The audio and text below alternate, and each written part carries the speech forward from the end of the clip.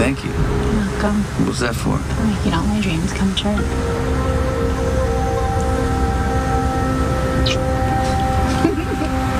Jack, sweetheart. Since this is my honeymoon, right? So you need to tell me where we're going. Who says? I mean, who says? It's in all the honeymoon manuals and things. Well, they have honeymoon manuals. You can look at the pictures. Okay, let me just explain something to you. If you would like to take any pictures, if you know what I mean, of me on our honeymoon, right, then just tell me where we're going. I already told you. No, you didn't. What happened to trust in me? Sweetheart, I trust you, but you know that will never make me any less curious. Okay, all that matters is where we're going is warm. Yeah? There's no snow. And when we get there, we're not going to look back, okay? Okay. And we're going to share the life that we always wanted to share. So, I'm willing to give you some clues if you want to guess the destination. Okay, is there a town nearby? Yeah, and there's one, it's within walking distance. There's winding roads. Oh, there's winding roads. Yeah. That's a good clue. Right. Because that describes every single village in Italy. Well, there's a big blue guy who walks around in the ocean, and he has a big fork. And it's named after him because one day he wanted to do some gardening, and he kind of dug out the whole coast. I mean, that's what the brochure says. Should we get you a new travel agent? I'm just trying to give you a clue. Okay, but what does a big blue gardener have to do with whatever village is within walking distance of where we're Because it's staying? named after the big blue guy. Oh, really? Is it Neptune? Putting Poseidon? Getting close. It's not Positano. Is it Positano? Yes. Babe, We get a villa, we can stay as long as we want. Oh, I love Positano. And the water is so crystal blue when the sun hits it, I can't tell you. How do you know that? Because I hear every word you say. I'm starting to get excited about this. Yeah? We can walk on the beach every day, and we can go into the little villa. Oh, and you know what? We could just stay in the villa if we want and have everything brought to us for the rest of our lives. I want to keep you all to myself. I'm flattered and suspicious. Why are you suspicious? Because I'm wondering if these are all kind of last-minute plans because you're just trying to hide me from Theo.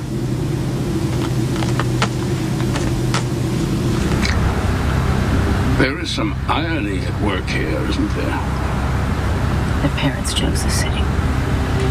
I had no input. With them or with you, obviously. I apologize for my recent behavior. I simply had to find out where you had hidden our grandson. Sonny's people are searching for you. Sonny is searching for you, and the police are searching for you. You should be hiding out, not driving around trying to track down our grandchild. There's time for that later. After you've hidden him from me again. These people are not going to just turn him over. Well then, they'll need some convincing, won't they? I don't want you to think about Theo or Suzanne or anything else. No, but I don't want you to say that to me. I mean, you know that I like to know what's going on. Okay, well, you know what's going on? Our honeymoon. And that's it. Everything else, it doesn't matter at this point. Sweetheart, you know that revenge is what has caused all of this. And I really do not want to spend our whole entire honeymoon with you managing the search for Theo. He damn near killed you. I don't care. I'll be fine. You'll keep me safe. Okay, look, forget Theo right now. Listen to me. We're going to think about you and me. We're going to paradise. Because you know what? No one, and I mean no one, is ever going to hurt you again.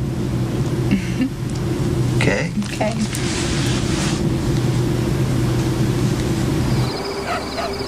You're certain this is the correct address? Yes. No one appears to be home. Perhaps they were warned. Or they've gone out to dinner. Our grandson has a wonderful life, Theo. These are good people. I met them through ASEC. They are committed to giving him a happy life. I think I see someone. Oh, don't be foolish, my darling. Not after all the trouble you've already caused me. Yeah. Take one more look around and then come back to the car. The house appears to have been abandoned. That is, if our grandson was ever there at all. I'm sure he was. Until you warned his caretakers that I would be taking what is mine. I have no idea where they've taken him. Then you aren't of any use to me at all, are you, darling? I wonder where that story came from. What story? That incredibly interesting story that you just told me.